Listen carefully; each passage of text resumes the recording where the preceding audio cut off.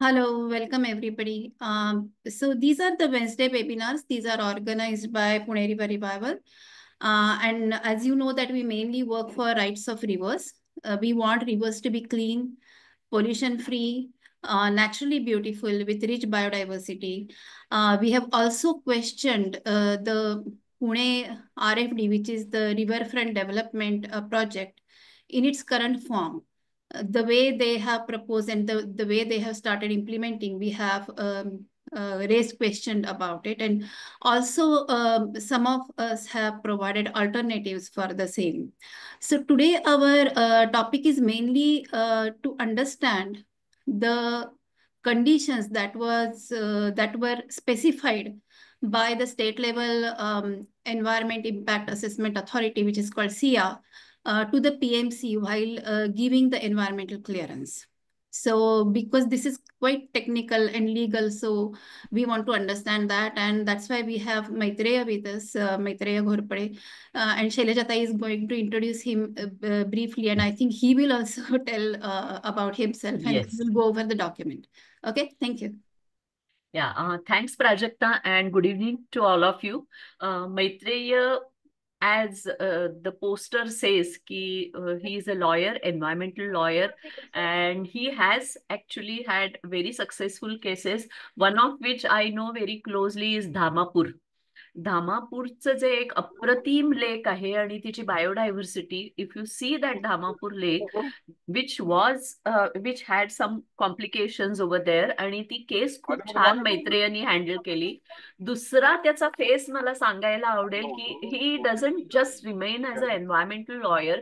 He has created a collective of a group of youths ज्यांच्या बरोबर regularly he actually manages, organizes the cleanup programs, and he brings up all the youth, and that the energy which he brings it over here, it's really phenomenal.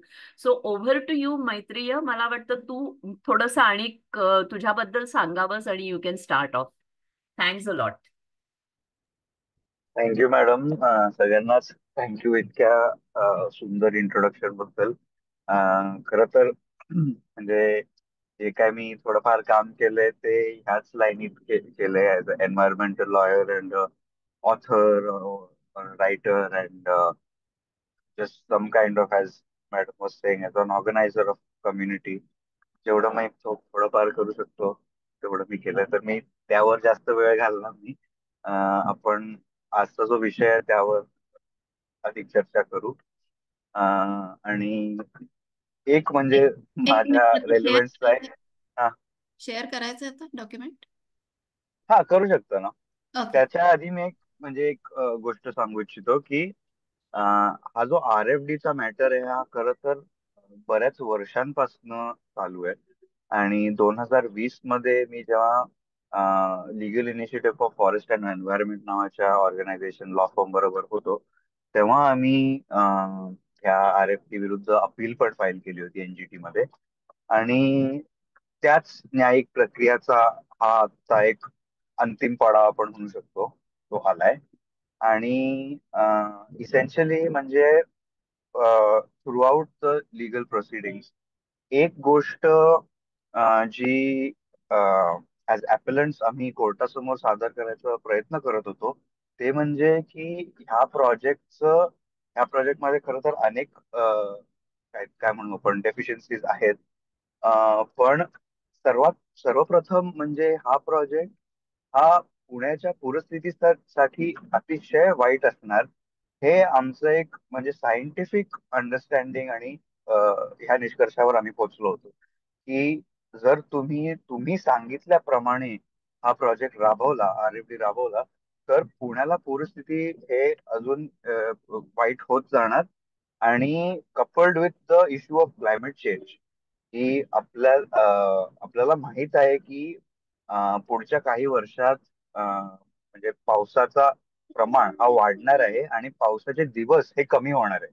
म्हणजे थोडक्यात काय की there will be a time की when it's almost a seasonal thing की पूर येतोय, म्हणजे दरवर्षी होणार की पूर आता येतच आहे. कारण म्हणजे हे मी म्हणत नाहीये, हे सायन्स म्हणतोय. कारण if you couple the fact की there is more rainfall, along with the fact that there are less rainfall days, त्याचं हेच अर्थ होतं की एका दिवसाला जास्त पाऊस पडणार, आणि एका दिवसाला जास्त पाऊस पडला तर मग पूर येते. It's a very basic logic. तर ह्या पार्श्वभूमीमध्ये आपण आता जे नवीन अटी, जे 18 कंडिशन्स आहेत सियाने लावलेत, सगळे न्यायिक प्रक्रिया संपल्यावर आता ही एक शेवटची त्यांनी यू कॅन से कंडिशन्स लावलेत, अडिशनल कंडिशन्स, जेणेकरून त्यांचं असं म्हणणं आहे की जे काय आमचे कन्सर्न्स आहेत ते सगळे ऍड्रेस केले गेले. जे काय एनजीटी समोर, सुप्रीम कोर्टासमोर जे काय कन्सर्न्स होते ते ह्या अपॅरेंटली ह्या 18 कंडिशन्स मुळे ते म्हणजे they have been dealt with, असं त्यांचं म्हणणं आहे. तर आता काय आहेत हे एक्झॅक्ट ते आपण जरा बघून घेऊया. पण माझं फक्त एवढं म्हणणं होतं की ह्या जे काही कंडिशन्स आहेत ते म्हणजे some of these conditions are more important than the others. काही कंडिशन्स ते नुसतं असेच लावले ते दाखवण्यासाठी की आम्ही जे काही इश्यूज आहेत ते सगळे कन्सिडर केलेत. पण यापैकी जे हायड्रॉलिक्स आणि वॉटर कॅरिंग कपॅसिटीचे कंडिशन्स आहेत ते सर्वप्रथम त्याच्याकडे लक्ष दिलं पाहिजे. कारण जो RFDचा मुद्दा आहे तो मेन, जर म्हणजे पुढे काही क्लिअरन्स कॅन्सलेशनचा आपण काही स्वप्न वगैरे बघू शकतो तर ह्याच आधारावर आहे की हायड्रॉलिक इम्पॅक्ट या प्रोजेक्टचं, म्हणजे ह्या प्रोजेक्टचं पूरस्थितीवर होणारा परिणाम, ह्यावरच काहीतरी पुढे एनजीटी काही संज्ञान घेईल असं, किंवा काही आपण लेजिटिमेट आर्ग्युमेंट करू शकतो. तर ह्या कंडिशन्स कडे लक्ष देणं खूप गरजेचं आहे. बाकीचे जे कंडिशन्स आहेत they are more or less sort of say decorative because they will not really add anything either way to our case, or they won't even strengthen PMC's submissions on why this project is required. So they are just merely there. कारण 2-3 condition जर दिले असते तर तेही चाललं नसतं, तर त्यांना 18 वगैरे थोडस बल्क दाखवायला लागतं, तर ते बल्क साठी 1-2 कंडिशन जोडले गेलेत. त्यांच्याकडेही लक्ष देऊ आपण, पण मेन जे आहे हे हायड्रॉलॉजी आणि वॉटर कॅरिंग कपॅसिटी. तर ठीक आहे, आय विल नाव स्टार्ट. पहिला आहे की PMC to submit the water quality monitoring result especially BOD levels. आता मी बघा लिहिलंय की BOD is a descriptor of amount of organic content. थोडक्यात याचा काय अर्थ की project proponent who is the PMC त्यांनी पाण्याची काय स्थिती आहे, पाण्यात किती प्रदूषण झालंय ह्याची आकडेवारी द्यावी, असं त्यांचं म्हणणं आहे. आता अगेन मी म्हणत होता की डेकोरेटिव्ह कंडिशन त्यातला एक हा आहे की खरं तर काही फरक पडणार नाही की BOD लेवल काय आहे की काय नाहीये. म्हणजे BOD लेवल खूप हाय आहे मुळामुठामध्ये, हे सगळ्यांना माहित आहे. उलट CPCBचेही रिपोर्ट ह्यावर येतातच दरवर्षी. तर म्हणजे सियानी PMC ला सांगितलं की तुम्ही BOD रिझल्ट द्या, यांनी खरं काही फरक पडणार नाही, पण तरी त्यांनी इन्क्लूड केलंय. आणि म्हणजे आपल्या माहितीसाठी पण आय गेस चांगलीच गोष्ट आहे की आपल्याला पण कळेल की आता अपडेटेड रिझल्ट काय आहे 2024 डिसेंबर मध्ये मुळामुठाची काय स्थिती आहे, किती प्रदूषण आहे. BOD बेसिकली म्हणजे तुमचं किती ऑर्गॅनिक कॉन्टेंट आहे त्या पाण्यात, त्याचा इंडिकेटर आहे BOD. तर बेसिकली ह्याचा हे अर्थ होतं की तुम्ही किती अनट्रीटेड सुएज, जे सांडपाणी असतं, ते किती नदीत सोडत आहेत ह्याचं एक प्रमाण म्हणजे BODचा लेवल. तर तो PMCने सबमिट करावा असं त्यांची पहिली अट आहे. पण ऍज आय सेड ह्यांनी इदर वे काही फरक पडणार नाही असं मला वाटतंय. की जर त्यांनी BOD हाय दाखवली तरी असं नाही होणार की त्यांचं प्रोजेक्ट कॅन्सल करण्यात येणार, लो दाखवली तरी काही होणार नाही. तर it's basically a sort of a meaningless condition, but anyway त्यांनी टाकलं. Second, PP to submit construction and demolition waste quantification along with disposal plan. हा हा मॅडम जसं म्हणतात की BOD म्हणजे बायोलॉजिकल ऑक्सिजन डिमांड, म्हणजे बेसिकली तिकडची बायोलॉजी किती ऑक्सिजन डिमांड करत आहे, म्हणजे त्यांना किती तिथे ऑर्गॅनिक कॉम्पाऊंड आहे ज्याला ऑक्सिजनची गरज असते. आणि हाय ऑक्सिजनची गरज असते म्हणजे high requirement of oxygen means high presence of organic matter. आणि हे म्हणजे it's not a good thing, but anyway. second, PP to submit the construction and demolition waste quantification along with disposal plan. थोडक्यात हे म्हणजे की आता आपल्याला माहित आहे की RFD अंतर्गत खूप बांधकाम होणार आहे, एम्बँकमेंट्स होणार आहेत, मग त्याच्या ऍडिशनल जे काय प्रॉमिनाड किंवा विसर्जन घाट अनेक अशा गोष्टी आहेत. इनफॅक्ट माझ्या आठवण, if I remember correctly, something around 1,70,000 square meters of development हे त्यांच्याच प्रोजेक्ट रिपोर्ट मध्ये असं लिहिलंय. तर तेवढा कन्स्ट्रक्शन जर होणार असेल तर कन्स्ट्रक्शन अँड डेमोलिशन वेस्ट पण निर्माण होणार, साहजिक आहे. तर त्याचं आता कन्स्ट्रक्शन अँड डेमोलिशन वेस्ट हा लिगली एक वेगळा कॅटेगरी ऑफ वेस्ट समजला जातो. तर त्याचे पण मग नियम आहेत. सॉलिड वेस्ट मॅनेजमेंट रूल्सचे वेगळे नियम असतात, हजार्डस वेस्टचे वेगळे रूल्स असतात आणि कन्स्ट्रक्शन अँड डेमोलिशन वेस्टचे वेगळे रूल्स आहेत. तर त्याच्या अंतर्गत त्यांना काम करावं लागेल. आणि एक डिस्पोजल प्लॅन म्हणजे तुम्ही जो राडारोडा तुमचा निर्माण होतोय त्याचं काय करणार, त्याची विल्हेवाट कशी लावणार, ह्याचं बेसिकली एक अजून कंडिशन आहे. अगेन आय डोंट थिंक ह्या कंडिशनचा पण खूप परिणाम RFDच्या परमिशनवर पडणार आहे की नाही. कारण अगेन त्यांनी जर दाखवलं की बरंच कन्स्ट्रक्शन अँड डेमोलिशन वेस्ट तयार होणार आहे, तरीही असं नाही की म्हणजे त्या कारणामुळे त्यांची परमिशन किंवा परवानगी रद्द करण्यात येईल असं मला तरी वाटत नाही. डिस्पोजल प्लॅन चांगला आहे, त्याला आपण क्रिटिक करू शकतो, म्हणून मी लिहिलंय तिथे we will need to follow up. कारण डिस्पोजल प्लॅन जो तयार होणार त्याला आपण क्रिटिक केलं तर तेवढी आपली म्हणजे कॉन्ट्रीब्युशन राहते की हे बघा, ह्यांनी डिस्पोजल प्लॅन तयार केला, ह्याला डिस्पोजल प्लॅनला काही अर्थ नाही आहे, ह्यांची आकडेवारी सर्वात म्हणजे सगळी चुकली आहे आणि ह्यांचा जो डिस्पोजल प्लॅन आहे तो कायद्यानुसार नाही. असे वेगवेगळे ग्राउंड आपण मग डिस्पोजल प्लॅनचा अभ्यास केल्यानंतर कोर्टासमोर किंवा अधिकाऱ्यांसमोर आपण मांडू शकतो. तर तो झाला दुसरा विषय. तिसरा कंडिशन म्हणजे PP to submit the soil analysis report. Again soil analysis रिपोर्टनी काय सिद्ध होणार आहे मला माहित नाही. सॉइल अनालिसिस हा विषयच खरं तर नसला पाहिजे, कारण neither the applicants nor PMC nor anybody involved in the case ज्यांनी कधीही सॉइल वर काही आक्षेप मांडलेत की काही डिफेन्स सादर केला असं झालंच नाहीये. तर मला माहित नाही की सॉइल अनालिसिस रिपोर्टची इथे काय गरज होती, पण त्यांनी टाकलंय. आणि सर्वांना दिसत असेल की म्हणजे त्यांनी काय ह्याला क्वांटिफिकेशन किंवा क्वालिफिकेशन पण दिलं नाहीये, नुसतं सॉइल अनालिसिस रिपोर्ट लिहिलं. असं नाही की soil analysis report with respect to the impact of embankments on base वगैरे, म्हणजे ऑन रिपारियन बायोलॉजी किंवा असं काहीतरी स्पेसिफिक नाहीच आहे. तर सॉइल अनालिसिस काय आहे, कोणत्या सॉइलची अनालिसिस करायची आहे, कशा पद्धती करायची आहे, हे काही लिहिलं नाहीये. नुसतं त्यांनी एक ब्लँक सॉइल अनालिसिस रिपोर्ट टाकले. ह्याचं पण खरं पुढे काय होणार मला काही अपेक्षा नाहीये. तर सॉइल अनालिसिस रिपोर्ट खूपच बेसिक, तुम्ही मातीचा अभ्यास करा असं त्यांचं म्हणणं आहे. मातीचा अभ्यास केल्यावर काय होणार त्या अभ्यासाचं हे सांगता येत नाहीये. आणि मी असं सुरुवातीला असं सांगितलं होतं की काही कंडिशन ते नुसतं असे घालतात बल्क दाखवायला की आम्ही सगळे विषय तपासले आहेत.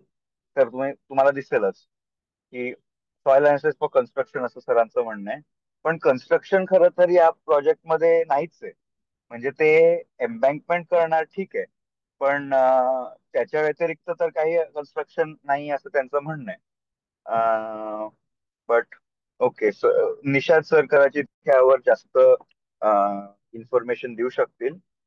पण बेसिकली त्या सॉइल अनालिसिस रिपोर्टचं पण काय होणार हे सांगता येत नाही, कारण स्पेसिफिकली त्यात सांगितलं नाहीये की त्या अनालिसिस रिपोर्टचे कॉन्टोर्स काय असले पाहिजे. त्या अनालिसिस रिपोर्टचं म्हणजे त्यांनी काय नेमकं त्यात अभ्यास केला पाहिजे. तर निषाद सरांचं म्हणणं आहे की हे वेट बेरिंग साठी किंवा जे काय असेल ते त्या कारणासाठी केलंय. पण असंही शक्य आहे की ते सॉइल अनालिसिस रिपोर्ट तयार करून तो विषय न घेताही ते त्यांनी तयार केला असंही होऊ शकतं. पण रिगार्डलेस आय गेस ह्यावर पण आपण RTI एक तर सोडू शकतो सॉइल अनालिसिस रिपोर्ट साठी. But in my opinion it's again not something that is too critical to the matter. It's not as though based on the soil analysis report anything is likely to happen. Regarding the permission granted to RFD. तर आपण पुढे जाऊ. PP to sub condition number 4, PP to submit aquatic biodiversity report, also PP to submit the proposed impact and mitigation measures for the same. आता हा थोडासा stronger, I would say more important issue आहे. कारण ह्यात बघा ना, proposed impact and mitigation measures हे स्पष्टपणे सांगितलंय त्यांनी की आता अक्वेटिक बायोडायव्हर्सिटीवर ह्या प्रोजेक्टचा परिणाम पडणार आणि तो काय असणार आणि त्याचं मिटिगेशन कसं करणार आपण, म्हणजे जे काय इम्पॅक्ट होणार त्याला आपण किती कमी कसं करू शकतो ह्याचा विचार PMCनी करायला पाहिजे असं याचं म्हणणं आहे. तर जर म्हणजे अनेक लोकांना माहित असेल की RFDचा जो बायोलॉजी किंवा बायोडायव्हर्सिटीचा भाग होता EI रिपोर्ट मध्ये, जो EI report environmental impact assessment report तयार केला होता RFD साठी, त्यात जो एक सबसेक्शन होता बायोडायव्हर्सिटी ऑफ द रिव्हर, त्यात म्हणजे त्यांनी इतकं वाईट कट कॉपी पेस्ट जॉब केलं होतं.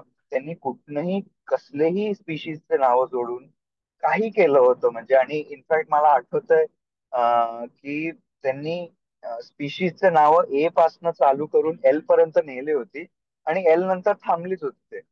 म्हणजे हा जणू काय L MNO वगैरे पासनं जे लेटर्स आहेत त्या त्या लेटर्सचे कोणतेही स्पीसीजच नाहीये असं त्यांचं म्हणणं होतं. So it was very obviously कुट कॉपी पेस्ट जॉब की कुठनं तरी त्यांनी एक स्पीशीजची लिस्ट शोधून काढली आणि ती स्पीशीजची लिस्ट त्याचप्रमाणे पेस्ट केली.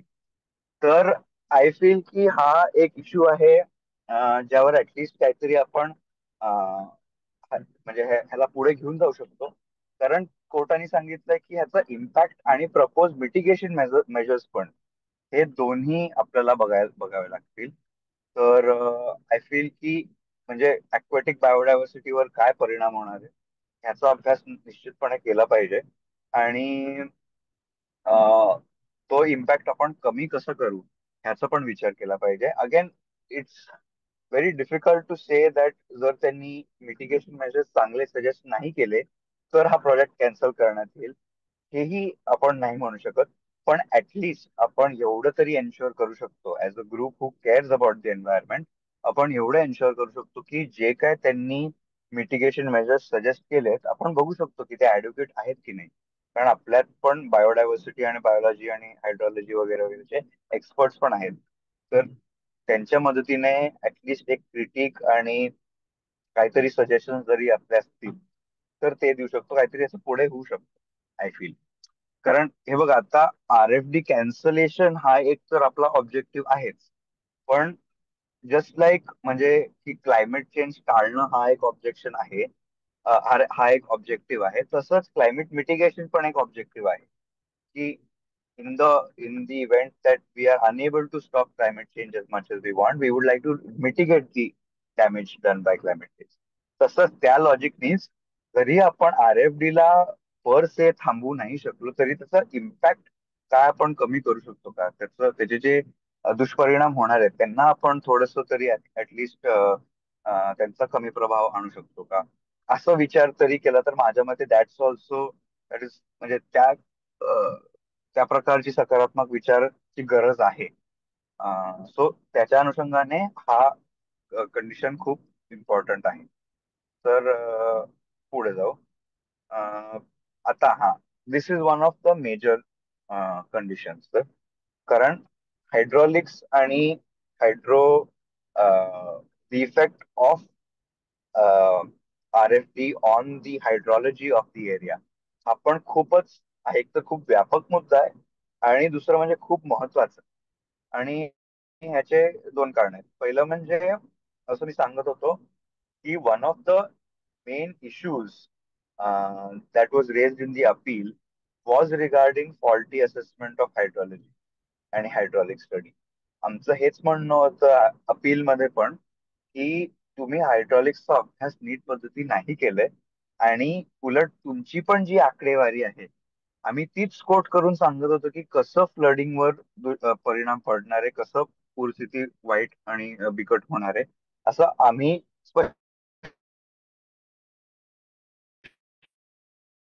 स्पष्टपणे अपील मध्ये म्हटलं होतं. सो कंडिशन काय म्हटलंय त्यांनी वाचून घेऊ एकदा. PP to submit the hydraulic study or effect of RFD on natural stormwater disposal into Muळा Moठा River.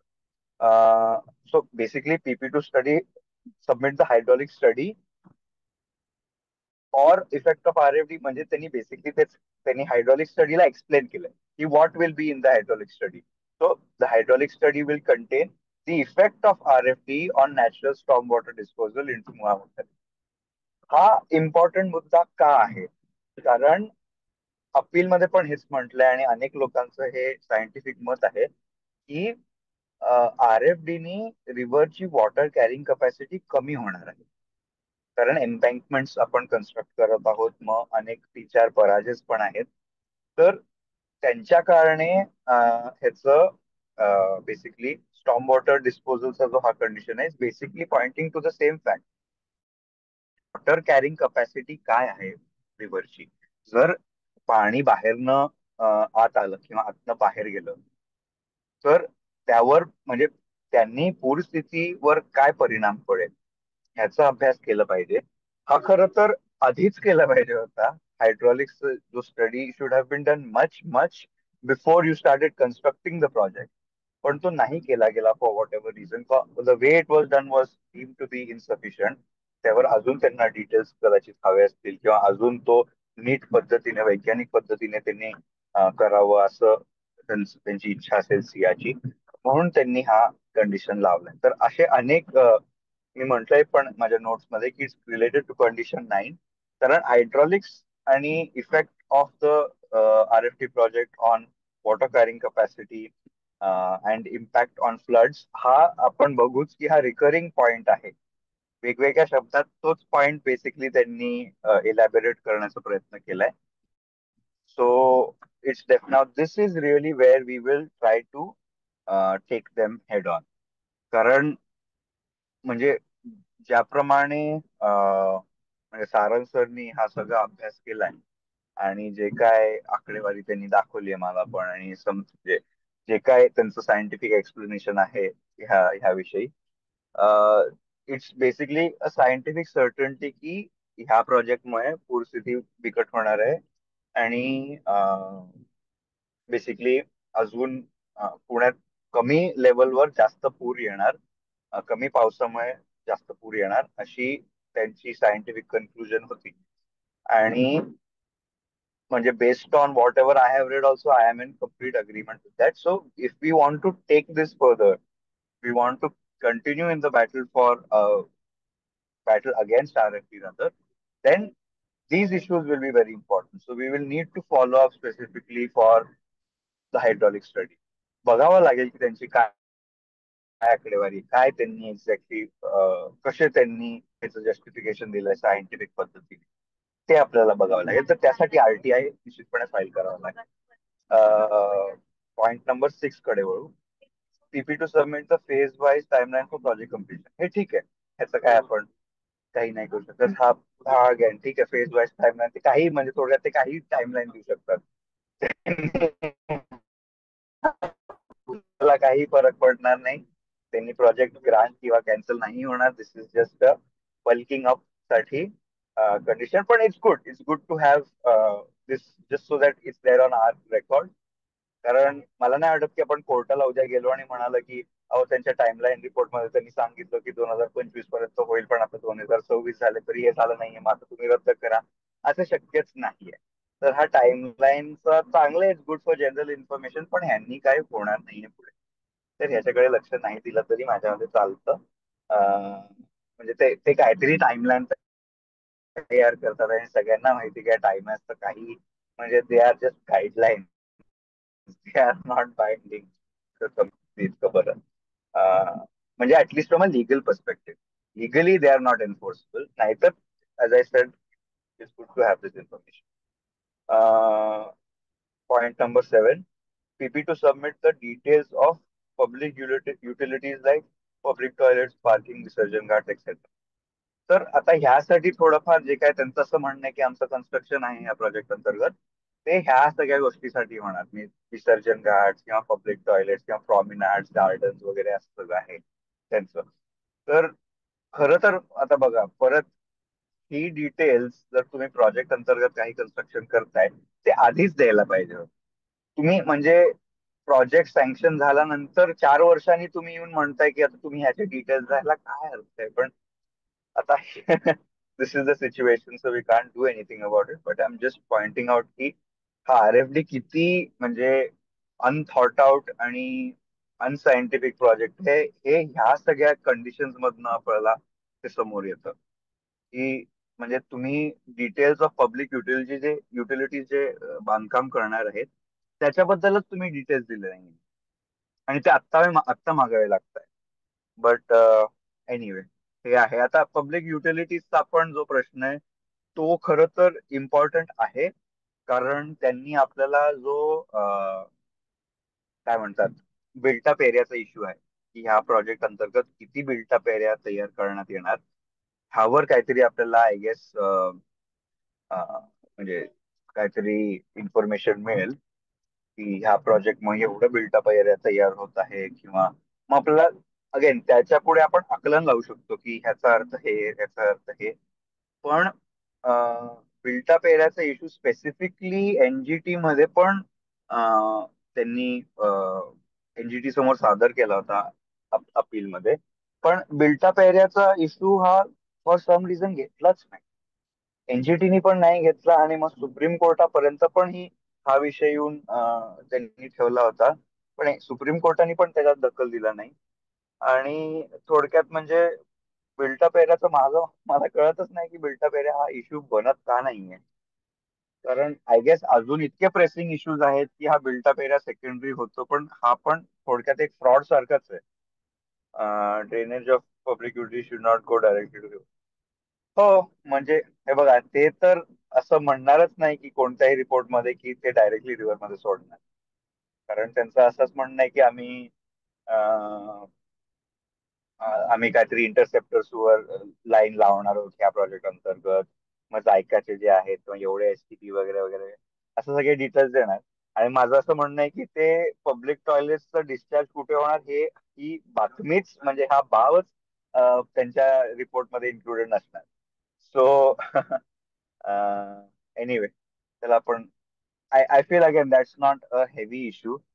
म्हणजे आपल्या अंडरस्टँडिंग आणि आपल्या रिसर्च आणि आपल्या नॉलेजसाठी महत्वाचं आहे निश्चितपणे. पण लिगली स्पीकिंग मी आता म्हणजे ऍज अ लॉयरच हा वेबिनार घेतोय. As a lawyer legally speaking that's not going to be conclusive to the case. It's not going to be fatal or it's not going to help in establishing legitimacy of the case either. So public utilities चा तो विषय झाला. Next, number 8, PP to submit detailed note of water carrying capacity after the commencement of the project. हा खूपच important मुद्दा आहे. Water carrying capacity after the commencement of the project. This is a extremely important point कारण आपलं हेच म्हणणं आहे की थोडक्यात water carrying capacity, how much water can the river hold at any point. नदीची क्षमता काय आहे, किती पाणी ते एका क्षणात ठेवू शकतो. सो बेसिकली पॉइंट तर म्हणजे थोडक्यात केसचा पॉइंट, अपीलचा point, one of the main point rather was this की तुम्ही अगेन जसं निषाद सरांचं म्हणणं बरोबर आहे, हा हायड्रॉलॉजीचा पॉइंट आहे. तिथेच म्हणते की मेन जे पॉइंट आहेत ना ते हायड्रॉलॉजी संबंधितच आहे. कारण नाहीतर आपण कोणत्याही अव्हेन्यू वर त्यांना टॅकल नाही करू शकत असं माझं मत आहे. There is nothing that will be fatal or conclusive to the case. आपण त्या दृष्टिकोनातून बघायला पाहिजे. आता खूप खूप हा केस चाललाय तर जे काय आता सगळे मुद्दे आहेत ते आता परत परत घेतले नाही जाणार. हायड्रॉलॉजीचा खूप मोठा मुद्दा आहे कारण त्यांनी पूरस्थितीवर दुष्परिणाम पडतो आणि त्यावर चर्चा होणारच म्हणजे घेतलीच पाहिजे. त्यावर जे काय आक्षेप आहेत ते नेसेसरीली ते कोर्टाला बघावेच लागतील. कारण पूरस्थिती जर आली उद्या, जशी यावर्षी आली तशी पुढच्या वर्षी येईल, तर लोक म्हणजे डायरेक्टली पॉइंट करता येईल RFD कडे. So this is something which needs to be addressed head on by the court, by the PMC and by us. ह्याला आपण सोडू नाही शकत. आणि आपण ज्याप्रमाणे सायंटिफिक असेसमेंट केलंय ह्या विषयाचा त्याप्रमाणे वॉटर कॅरिंग कपॅसिटीवर ह्या प्रोजेक्टचं खूप सिरियस इम्पॅक्ट पडणारच आहे. याला दुमत नाहीच आहे काही. म्हणजे scientifically speaking there is no way that this project will not have a detrimental impact on the water carrying capacity. पडणारच आहे. तर आपल्याला बघायला लागेल त्यांच्या डिटेल नोट मध्ये काय लिहिलंय. हो ना, डिटेल नोट मध्ये मी ते पण पॅरेग्राफ नंबर पण लिहिलाय फायनल ऑर्डरचा. कारण इथे पेज 42 वर तुम्हाला सापडेल जो RFD अपीलचा ऑर्डर होता फायनल अपील 12/2020. तुम्ही ऑनलाईन शोधून काढू शकता, नाहीतर मी ग्रुपवर पाठवू शकतो. त्यात पेज 42 मध्ये आपले जे काय आक्षेप होते ते लिहिले. तर आणि आपलं हेच म्हणणं आहे की वॉटर कॅरिंग कपॅसिटीवर निगेटिव्ह इम्पॅक्ट पडणार. तर आता ह्याचं ते जस्टिफिकेशन काय कसं देतील किंवा त्यांची काय सायंटिफिक एक्सप्लेनेशन आहे हे आपल्याला ह्या अटीमुळे कळणार. की सियानी सांगितलंय की तुम्ही वॉटर कॅरिंग कपॅसिटीवर एक्झॅक्टली काय इफेक्ट पडतोय ह्याचा अभ्यास करून आम्हाला सांगा. तर आपल्याला त्या नोटचा ऍक्सेस लागेलच. त्या नोटवर मध्ये त्यांचं काय रिझनिंग आहे किंवा काय सायंटिफिक एक्सप्लेनेशन आहे. किंवा असं येऊ शकतं की त्यांनी काही सायंटिफिक एक्सप्लेनेशन नाही दिलं. त्यांनी नुसतं जनरल टर्म्स मध्ये असं एक्सप्लेन केलंय की नाही काही होणार नाही, की आम्ही मॅनेज करू किंवा मिटिगेट करू वगैरे वगैरे. असंही शक्य आहे. Whatever the possibilities or whatever the actual result, we will need to see this detailed note, because this detailed note is very, very key going forward. But because basically, as I said, water carrying capacity, की तुम्ही नदीची रुंदी कमी करत आहात, तर त्यांनी obviously जो पाणी त्याच एरियामध्ये आधी फिट होत होता तो आता नाही फिट होणार, कारण ती एरियाच कमी केली आहे ना तुम्ही. So what is the impact of this project on the water carrying capacity हे बघायला लागेल, त्याचं नोट वाचावं लागेल. माझं असं म्हणणं आहे की ते काही याच्यात फारसं सायंटिफिक एक्सप्लेनेशन देणार नाहीये, कारण त्यात तर ते सायन्स मध्ये उतरले तर ते म्हणजे हा केस त्यांच्या विरुद्ध जाण्याची शक्यता आहे. सो माझं असं मत आहे की त्या डिटेल नोटमध्ये फारसं काही सायंटिफिक इक्वेशन नसतात, तरीही आपण नक्कीच त्याचा पाठपुरावा करावा. आणि we need to basically establish की ह्या डिटेल नोट मध्ये जे लिहिलंय त्याचं अप्रेझल असेसमेंट करून आपल्याला पुढे काही जे काही आक्षेप आपले असतील कोर्टासमोर किंवा अधिकाऱ्यांसमोर मांडावे लागेल. नेक्स्ट, आता हा जो पॉइंट आहे ना नंबर 9, तो खर तर तुम्ही वरचे 5-6 लाईन सोडले तरी चालतील. शेवटला आला, शेवटची लाईन बघितली ना तर खरं तर ती महत्वाची आहे. पहिले 4-5 लाईन फक्त एक्सप्लेनेशन आहे. शेवटची लाईन असं लिहिलंय, to avoid such city surface runoff inundations, thought must be given to limit height of embankments wherever possible and avoid embankments above the ground level. Basically जर तुम्ही पहिले 4-5 ओळी वाचलेत ना तर त्यात हेच लिहिलंय की embankments will have a negative impact on the flooding. म्हणजे बेसिकली असं त्यांचं हे म्हणणं आहे की म्हणजे which is common understanding of effect of embankments, की they will naturally lead to more likelihood of floods. असं त्यांनी म्हणजे इट्स अंडरस्टूड सायन्स. आणि त्याच फॉर दॅट रिझन इटसेल्फ त्यांनी हा कंडिशन पण त्यात टाकलाय की थॉट मस्ट बी गिव्हन, असं त्यांचं म्हणणं आहे. आता बघा ना, म्हणजे ही कंडिशन पण कशी झाली मला माहित नाही. थॉट मस्ट बी गिव्हन हे इतकं इतकं फालतूपणाने त्यांनी त्यात कंडिशन इम्पोज केलंय की you should give thought to this issue. आता how can one prove that one has given thought or has not given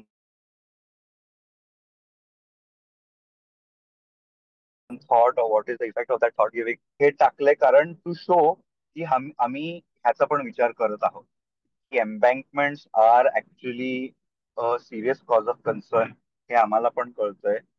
आणि basically to do something about that, to cover all bases, आम्ही एम्बँकमेंट्सवर पण काहीतरी condition लावतो. पण simply saying की thought must be given हे काय माझ्या लिगल ओपिनियन मध्ये is not at all sufficient. Thought must be given, म्हणजे ऑब्व्हियसली त्यांनी कधीतरी थॉट दिलाच असेल ह्याला, पण just by the fact that they have given it thought, I don't think it should legitimize or delegitimize. But I feel still they have given us something to work with over here. कारण त्यांचं असं म्हणणं आहे की thought was given, तर आपण म्हणजे we can seek for documentation of that thought. म्हणजे थोडक्यात की तुम्ही थॉट दिला की नाही ह्याचं काहीतरी प्रूफ द्या आम्हाला, की तुमचं काय असेसमेंट आहे. खरं तर best would have been if they would have said something along the lines of की तुम्ही रिपोर्ट तयार करून ठेवा आमच्या समोर. पण ते त्यांनी नाही केलं, तर नुसतं थॉट मस्ट बी गिव्हन असं म्हणाले. पण तरी आय फील की काहीतरी ह्याच्या संदर्भात होऊ शकतं. कारण तुम्ही जर एक्सप्लेनेशन वाचलं ना, आपण वाचूनच घेऊ एकदा. त्यांनी म्हणलंय की during monsoon even if there are no much floods in rivers due to existing dams and control releases from upstream reservoirs, nowadays high intensity short duration events like 2019 fluvial floods, wherein floods in city areas are due to floods in city area due to direct surface runoff and natural drainage in city are occurring frequently. So basically they are saying that fluvial floods, when basically fluvial floods म्हणजे खूप पाऊस एकत्र पडतो आणि basically जी शहरी भागात जमीन असते त्याची क्षमता नसते सगळ्या पाणी शोषण्याची, तो तिथे फ्लड्स होतात. सो त्याचं असं म्हणणं आहे की फ्लुव्हियल फ्लड्स ची संख्या वाढत आहे. आणि एम्बँकमेंट्स, मग त्यांचं म्हणणं आहे hence after raising embankments above ground level. आता एम्बँकमेंट्स काय आहे हे माझ्या मते सगळ्यांना माहिती आहे, मी तरी सांगतो. एम्बँकमेंट्स म्हणजे आपण नदीच्या काठेवर लावणारे जे दगडी जो एक लेअर असतो. तुम्ही जर आता संगमवाडीला जाणार तर तुम्हाला दिसेल तिकडे ऑलरेडी त्यांचं एम्बँकमेंट कन्स्ट्रक्शन चालू आहे. तर त्या प्रकारचे जे कन्स्ट्रक्शन आहे त्याला एम्बँकमेंट म्हणतात. आता embankment must be above ground level. म्हणजे embankment is usually above ground level, हे साहजिक आहे, कारण तुम्ही कन्स्ट्रक्शन करणार आहे ग्राउंड वर ते जाणारच ना. तो त्यांचं असं म्हणणं आहे after raising embankment above ground level the arrangement for storm water drain must be ensured with planning of connecting surface water to nearest nala drains, and direct surface access towards rivers must be ensured with provision of water entry points in design of parapet walls and raised embankments. पहिला तर हा इतका badly framed sentence आहे, पण त्याला जाऊया, आपण तो विषय बाजूला ठेवू. थोडक्यात त्यांचं असं म्हणणं आहे की because you are raising the level of what previously was on ground level, you are creating an obstruction. आणि त्या ऑब्स्ट्रक्शनचं इफेक्ट केवढं वाईट होणार तर तुम्ही असं ह्या कंडिशन मध्ये, असं त्यांचं म्हणणं आहे. ऍज आय सेड बिफोर, विचार करा फक्त is not at all sufficient. पण इट्स नॉट की त्यांनी म्हणजे अड्रेसच नाही केलं. So we can build on this and try to seek some kind of documentation of what will be what kind of vichar, what kind of thought have they given to this issue. We can follow up on that point. So that is one positive, and we have to. But basically then ह्या पॉइंटचा हाच अर्थ आहे की जर तुम्ही ground level वरनं काही construction करत आहात तर त्याचं फ्लडिंग वर काय इफेक्ट होणार त्याचं तुम्ही विचार करा.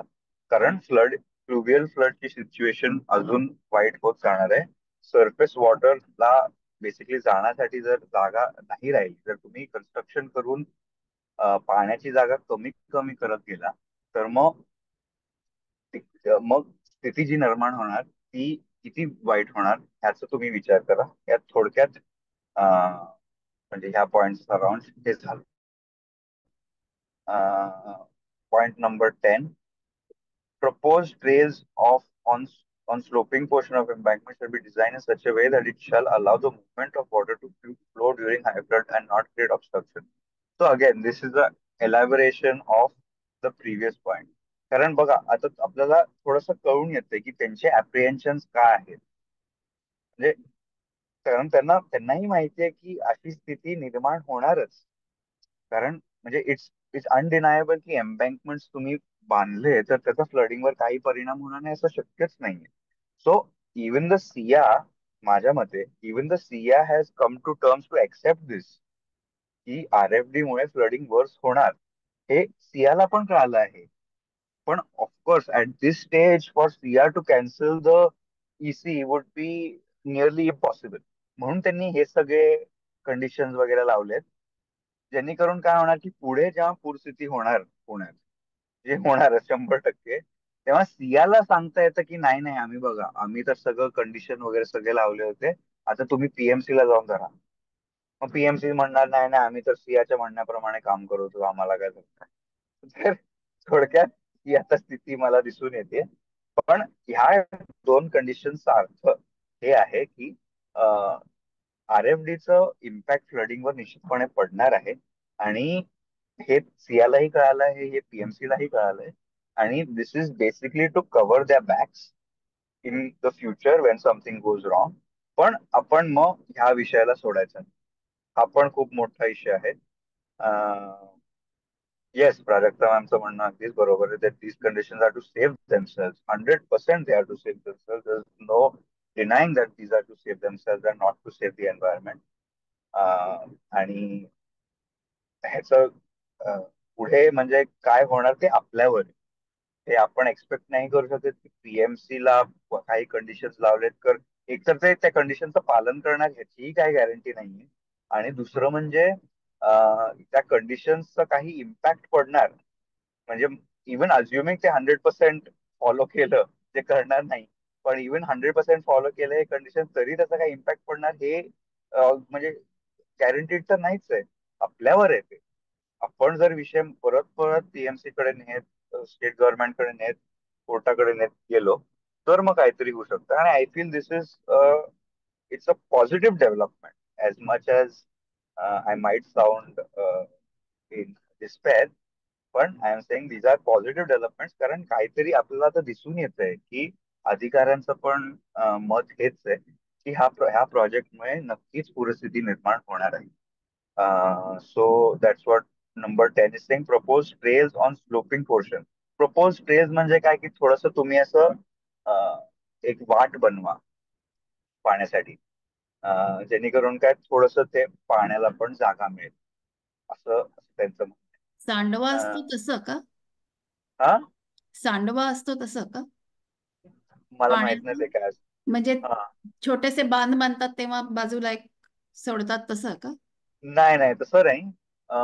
एम्बँकमेंट वरच जे काहीतरी असे तुम्ही, you can imagine some kind of carving or some kind of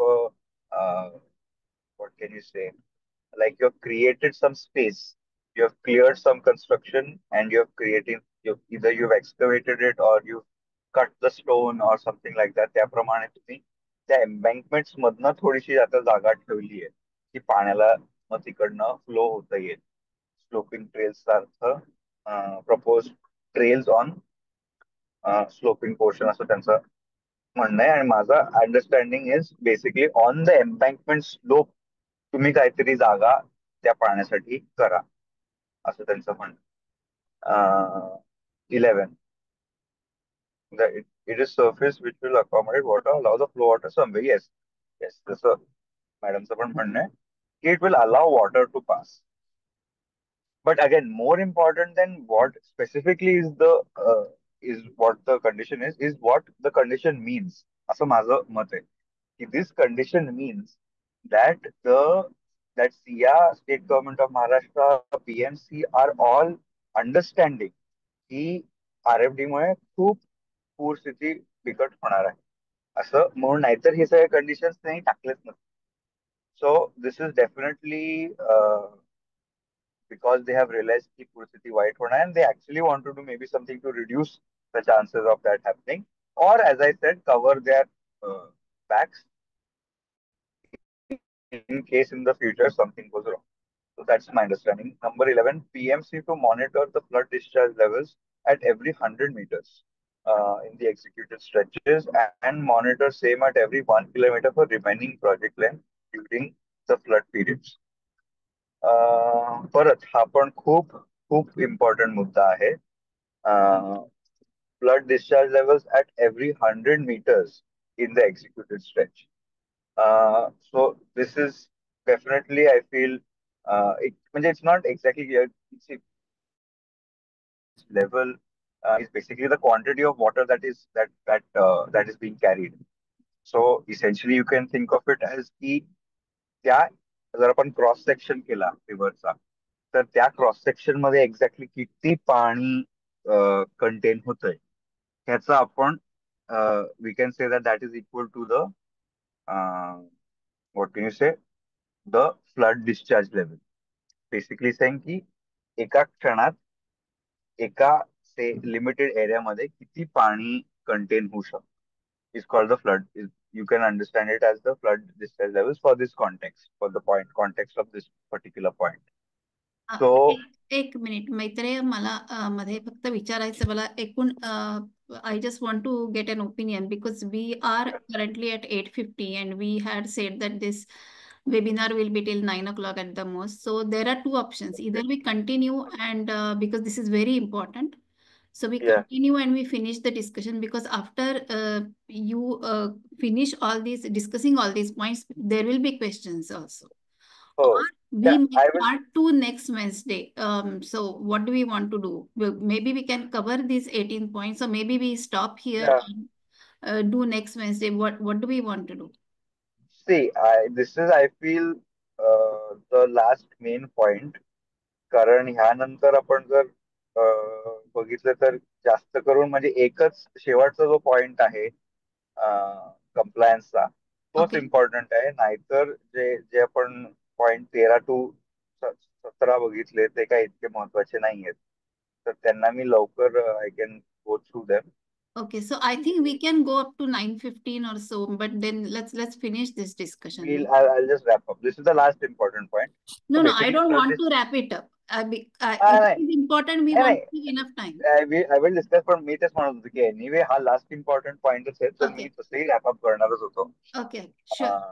तर Okay, म्हणजे अजून थोडं हे no लवकर problem. करेल. Yeah, please carry. But yeah. So basically, as I was saying, ki flood level, sorry, flood discharge level at every 100 meters. म्हणजे basically how much water can the river contain at every 100 meters. ह्याचा अभ्यास तुम्ही करायला पाहिजे, आणि जे executive stretch आहेत त्यात already. So this is again a very very important point, कारण basically this point itself will prove everything that what we had been saying in the appeal. आपलं काय म्हणणं होतं अपील मध्ये की बेसिकली फ्लड डिस्चार्ज लेवल जे आहे की वॉटर कॅरिंग कपॅसिटी एकच येते. Water carrying capacity of the river हे ह्यांनी कमी होणार. सिम्पल म्हणजे ऑब्झर्वेशन तोच होता. आणि बेसिकली जर तुम्ही आता पीएमसीने जी जी सांगितल्याप्रमाणे अभ्यास जर केला, जर त्यांनी flood discharge levels actually at every 100 meters पासून त्याची काहीतरी एक अहवाल वगैरे त्यांनी सादर केला, तर निश्चितपणे दिसेल की ह्या प्रोजेक्टमुळे फ्लडिंग वर होत आहे. So this is definitely something that असं फ्रेम केलेली. But anyway, it's they have there unique ways of going about things. So I feel that this is a very important point and we'll need definitely following up, because as I've mentioned the paragraph number also in the note, हा मुद्दा appeal मध्ये पण घेतला होता, आणि एक अपीलचा खूप मोठा हिस्सा was the impact that this project has on the water carrying capacity. So this, our entire appeal will stand proven based on this report or whatever statistics or figures they give us. तर हे खूप important आहे आणि नक्कीच ह्याचं अभ्यास करण्याची गरज आहे. जे काय आपण म्हणजे जे काय ते रिझल्ट सांगतील त्याचं तपासून बघावंच लागेल. जे काय हुशार आपल्यातले आहेत सध्या हायड्रोलॉजीचे किंवा जे काय आर्किटेक्चरचे, त्यांनी बघून ह्याचा अभ्यास करून मग सांगावं लागेल की ह्याची आकडेवारी बरोबर आहे की नाही.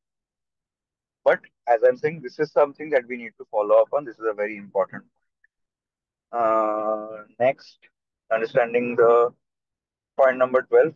Understanding that high flood level may occur for very few days of the year. Therefore, reduction in height of embankments shall be considered wherever possible. Exactly. आता परत मी जो आधीचा पॉईंट सांगितला तोच त्यांनी एलॅबरेट करून सांगितलाय की द फ्युचर इज की कमी दिवसात जास्त पाऊस पडणार आहे. सो अगेन त्यांनी एम्बँकमेंटचा अजून एक कंडिशन लावलाय जो पहिल्या कंडिशन पेक्षा वेगळा नाहीच आहे. So it's just again as I was saying before की हे सगळे म्हणजे पुढे दाखवायला कारण आहे की म्हणजे दाखवायला कंडिशन टाकलेत की बघा आम्ही सगळं विचार केला होता, एम्बँकमेंट्स वर आम्ही 3 कंडिशन लावले त्यांच्यावर वगैरे वगैरे. सो एम्बँकमेंट्स परत तुम्ही बघा ना अशी वर्डिंग कशी आहेत. काय म्हणतात, reduction in the height of embankments raised above ground level shall be considered wherever possible. Again, this is very much indicating that what we are saying about RFD is absolutely right and scientifically perfect. हे त्यांनाही त्यांच्याही म्हणजे understanding मध्ये आलंय, नाही जाणवलंय हे सगळं, आणि म्हणून ते हे सगळे कंडिशन्स टाकताय. What will happen of this condition काहीच नाही, कारण पीएमसी ला किती सोपं आहे उद्या कोर्टात जाऊन म्हणायचं की yes we have considered it wherever possible, we have considered wherever possible. But we will again need to do some following up on this.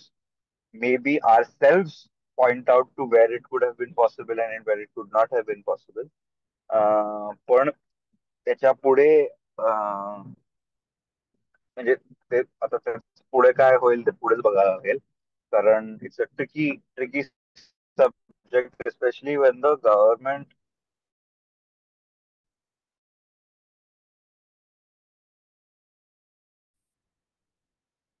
it in these broad terms. तुम्ही तिथे कर पॉसिबल असेल तिथे कन्सिडर करा, मग सगळीकडे कर. असा हा मुद्दा आहे. तिसरा रिप्रॅप 14 point number, PMC shall ensure that specific नाही 13, the stone riprap shall be placed in the paneling form to sustain sudden drawdown hydraulic condition during floods. Stone riprap म्हणजे थोडक्यात आपण रबल असंही म्हणू शकतो. रबल म्हणजे जे जी माती किंवा दगड जे आपण बघतो की कन्स्ट्रक्शनच्या वेळेस वापरली जाते, ते थोडे छोटे छोटे स्टोन्स किंवा दगडी एकत्र लावण्यात येते.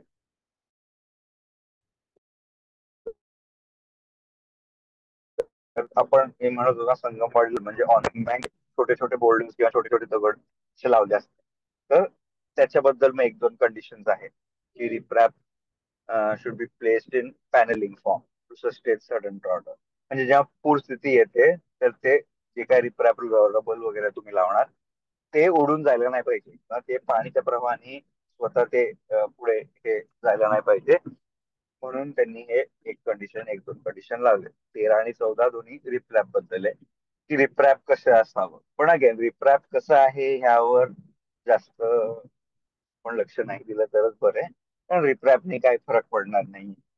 आणि रिप्रॅपचे अर्थात एक्सपर्ट्स पण शोधणं अवघड वगैरे असणार. म्हणजे someone who specific expertise on riprap who can help us do this. So रिप्रॅपचा इश्यू आपण जाऊ बाजूला ठेवू, कारण माझ्या मते त्यांनी काही फरक जास्त पडणार नाही. So reprap is not an issue. Point 15, PMC to envisage mechanism for post monitoring on the project on monthly basis, ensuring compliance with conditions.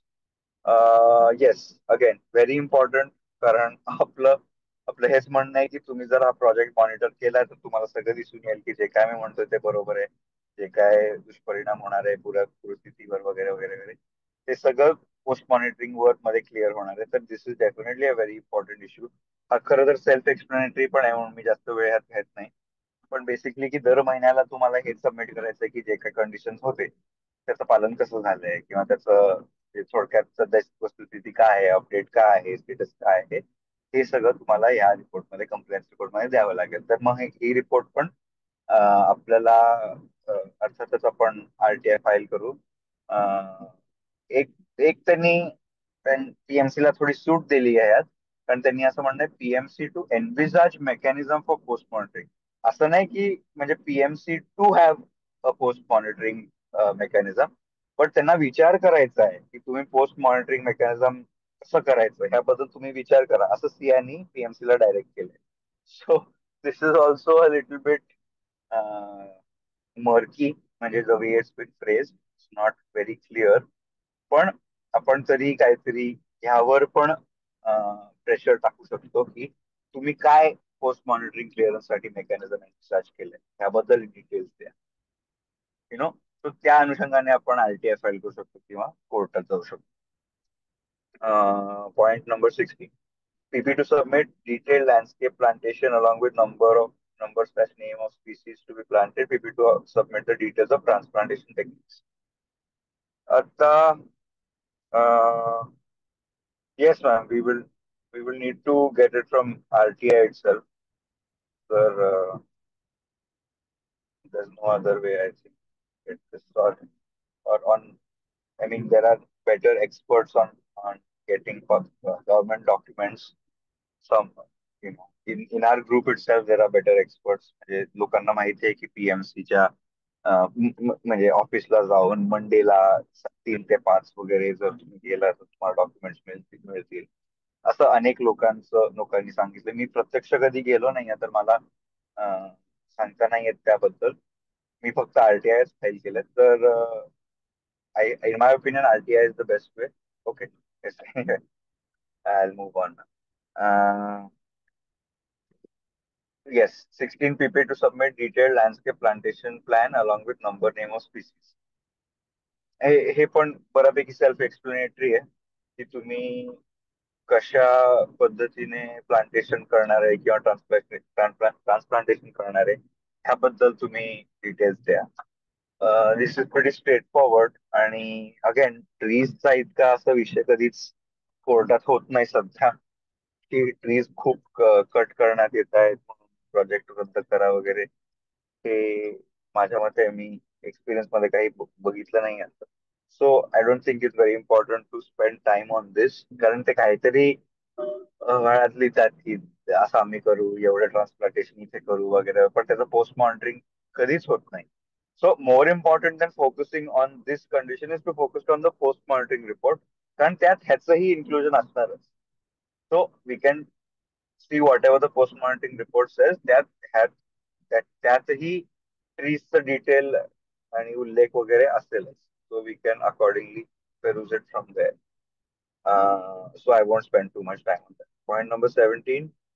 PP to obtain NOC permission from competent authority for filing and transplantation. ठीक आहे, tree अथॉरिटीला ते अर्ज करणारच, तेव्हा आपण public objection वगैरे file करू शकतो.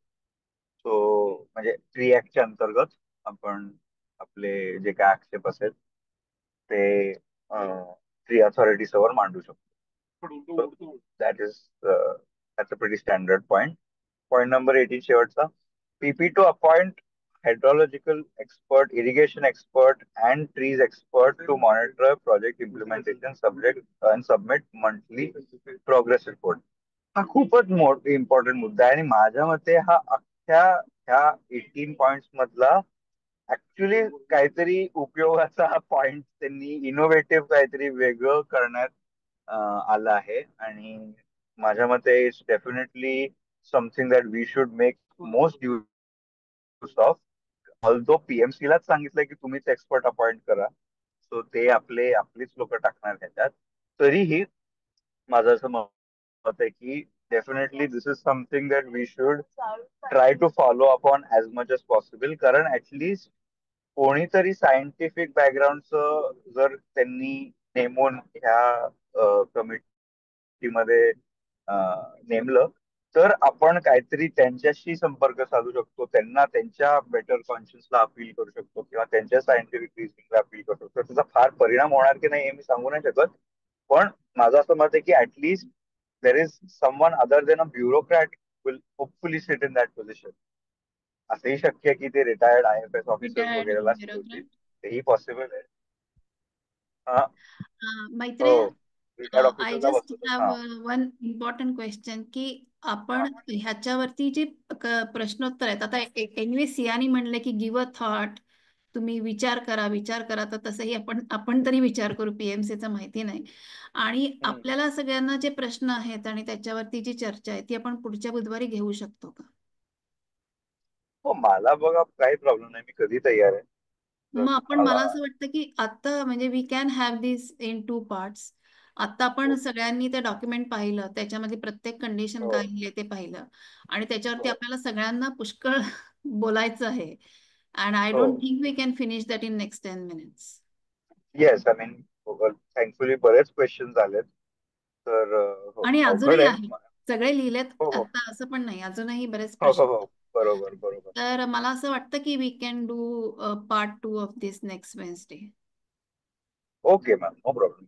शैलेजा ताई. सगळ्यांना बरोबर वाटत असेल तर. प्राजक्ता, एक सजेशन आहे फक्त. हा, हे चॅट मधले क्वेश्चन्स कुठेतरी ते एक्सपोर्ट सेव्ह होतात आपल्याकडे. सेव्ह होत आहेत. होतात. And one thing can be ki, what as a group we can do is we can post our questions and probably we can have a compiled thing आणि एक session त्याचा करू पुढच्या वेळेस. ओके, म्हणजे आपण ऑनलाईन क्वेश्चन तेव्हा घेण्याऐवजी आत्ताचे क्वेश्चन्स, आणि आपण लोकांना सांगू की तुम्ही तुमचे हे करा, अँड देन विल जस्ट. हा म्हणजे म्हणजे एक बॅकग्राऊंड आणि एक तो फ्लो ऑटोमॅटिक येईल आणि obviously we can have discussion online also during that time. त्याच्यावर परत क्वेश्चन येतीलच लोकांना. Sure, we can do that.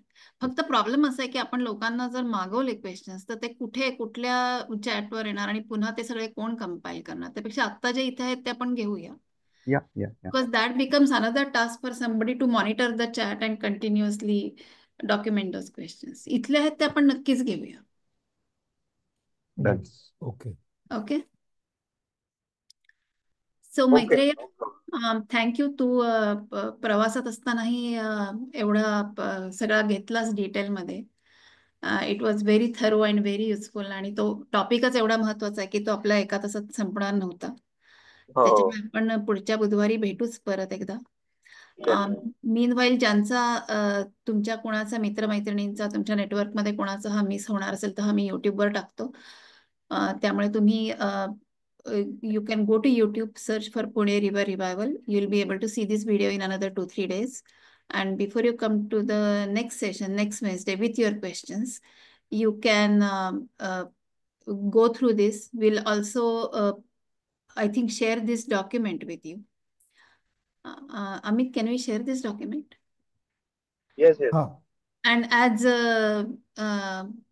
this document says, we will all give it a thought and we'll come back. Yes. Okay. So just a very quick point. If people don't leave for next 1 minute, I'll be able to share the link. I was showing Yeah, we'll wait. from my computer. So just a minute for me to share the link.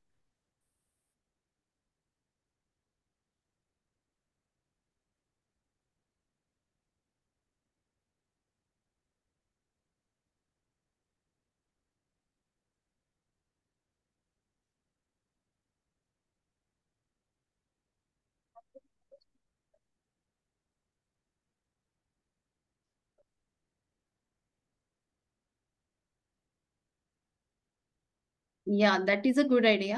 Rupesh says people can post questions in comments of YouTube video. That is also a good idea. Yes. Or I will, if possible, give a brief sort of summary and recap at the next session. तर मग आपलं नाही, आत्ताचे तर प्रश्न आपण घेऊच, हे आपल्याकडे घेऊ सगळे शकतो, सेट पण असतात. Just another option. राईट. पण ह्याच्या खेरीज नंतर कोणाचे प्रश्न आले तर ते युट्यूब वरती कमेंट्स म्हणून टाकता येतील. No email ID, please. Somebody will have to go through several emails and compile that.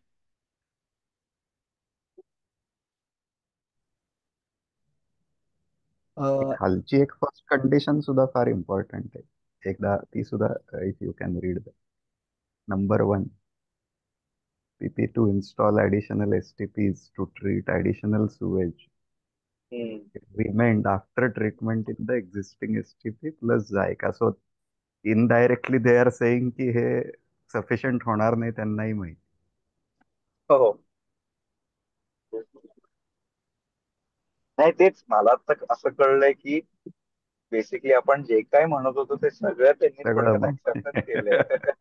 ते त्यांना झालंय, पण आता खूप उशीर झालाय आणि खूप पैसे वगैरे गुंततायत ह्यात.